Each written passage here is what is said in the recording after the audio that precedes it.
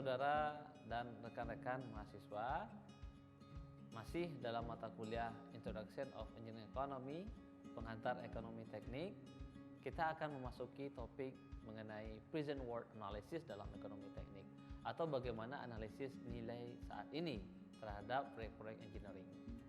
Sebelum memahami itu, saudara harus memahami konsep, perumusan, dan formulasi terhadap alternatif yang diberikan. Ada dua tipe keputusan dalam pengambilan alternatif dalam keputusan ekonomi. Yang pertama adalah bisa saja alternatif tadi adalah alternatif mutually eksklusif atau hanya satu alternatif yang dipilih. Jadi setiap alternatif yang ada itu saling bersaing satu sama lain. Atau yang disebut dengan independent project. Artinya terdapat lebih satu alternatif yang dapat dipilih. Bersaingnya dengan apa? Bersaing dengan do nothing. Kalau saya nggak ngapa-ngapain bagaimana? Apa itu aplikasi do nothing? Yaitu di mana alternatif mutually eksklusif dan proyek independen mampu mempertahankan pendekatan saat ini. Artinya saya nggak ada biaya, saya nggak ada pendapatan dan penghematan. Maka bagaimana alternatif yang saudara lakukan? Jadi ada dua alternatif keputusan.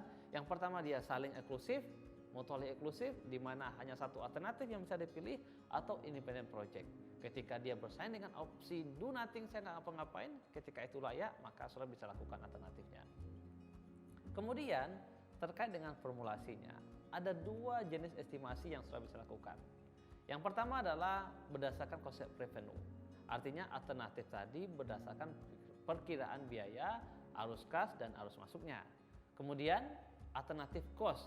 Artinya alternatif ini hanya mencakup biaya saja, sehingga pendapatan dan simpanan dianggap sama sebagai sebuah alternatif layanan. Oke, pada bagian ini kita akan membahas mengenai analisis present world untuk use life-nya yang sama, atau masa pakai yang sama, atau masa periode yang sama. Mudahnya adalah yang pertama, konversikan semua arus kas terhadap present world-nya menggunakan minimum aktif return atau bunga efektifnya nantinya. Kemudian tanda awal biaya gunakan tanda minus, sedangkan pendapatan atau penerimaan menggunakan tanda plus. Bagaimana analisisnya? Begini, jika hanya satu proyek, jika present world-nya besar dari nol, maka keputusan itu layak dilakukan. Saudara boleh lakukan atau boleh laksanakan. Untuk alternatif yang saling eksklusif atau mutually eksklusif, maka pilihlah nilai present world terbesar secara numerik. Yang ketiga, jika itu proyek independen, pilih semua atau saudara boleh lakukan semua dengan syarat nilai present world-nya besar dari nol. Sebagai contoh saya berikan seperti ini. Ada beberapa proyek A, B, C, dan D mempunyai nilai present world masing-masing. Jika nilai ini dalam bentuk alternatif eksklusif dan independen, mana yang kita lakukan? Bisa dilihat di sini. Untuk mutually eksklusif, maka pilihlah nilai present world-nya yang terbesar.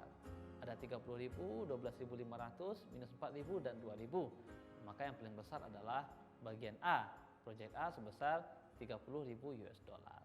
Bagaimana kalau seandainya independen? Ingat tadi konsep tadi.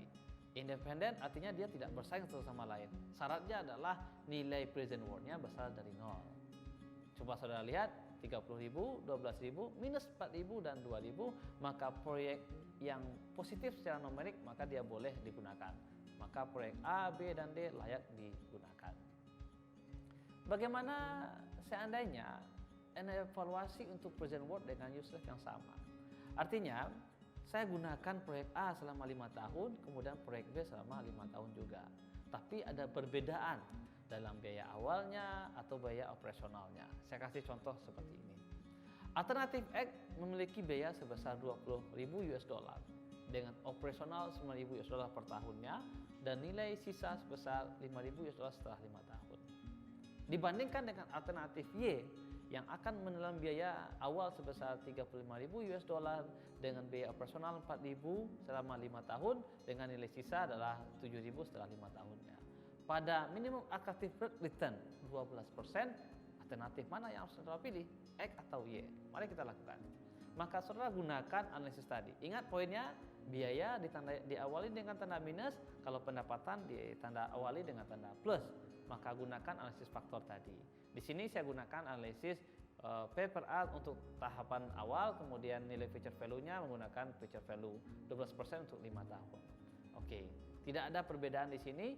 Ketika use life yang sama, masukkanlah data yang sama. Kemudian bandingkan nilai present work analysisnya. Untuk kasus ini, maka pilihlah yang terbesar secara numerik. Kita dapatkan perhitungan. PWX-nya adalah minus 49,606 atau 49.606 US dollar, sementara present work analysis untuk Y adalah minus 45.447. Pilih alternatif yang terbesar secara numerik. Artinya yang paling besar adalah yang paling negatifnya yang terkecil, yaitu 45.447. Saudara pilih alternatif Y. Oke, bagaimana seandainya dengan analisis yang berbeda? Maka saudara bisa gunakan beberapa konsep nantinya yang akan kita bahas pada video berikutnya. Terima kasih, selamat belajar.